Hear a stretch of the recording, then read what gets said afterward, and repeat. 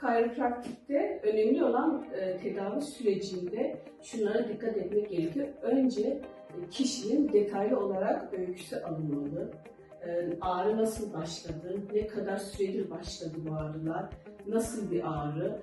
Tabii önemli olan MR görüntüleri, radyolojik görüntüleri bakılmalı ya da kırığı var mı, kemikle ilgili problemi var mı, nörolojik bulgular şiddetli mi, güç kaybı var mı? Mesela güç kaybı varsa çok ilerlemiş, başka büyük daha sıkıntılar var mı, tümörler var mı? Bu tarz sıkıntılar var ise kesinlikle kayropraktik tedavi yapılmıyor. Genellikle MR ve kapsamlı bir öyküyle beraber hasta değerlendirilir ve uygun ise elle tedavi edilir ya da özel aletler vardır. Kayropraktiğe özgün aletler bulunmaktadır. Aktivatör gibi özel masalar var kayropraktiğe özgü, drop table gibi soft teknikler, yani korkulacak bir durum değil. Eğitimli kişiler tarafından yapıldığında kesinlikle korkulacak bir durumu yoktur kayropraktiğin. Önemli olan uzun bir öykü almak ve radyolojik görüntülerine detaylı bir şekilde bakmak gerekiyor kişinin.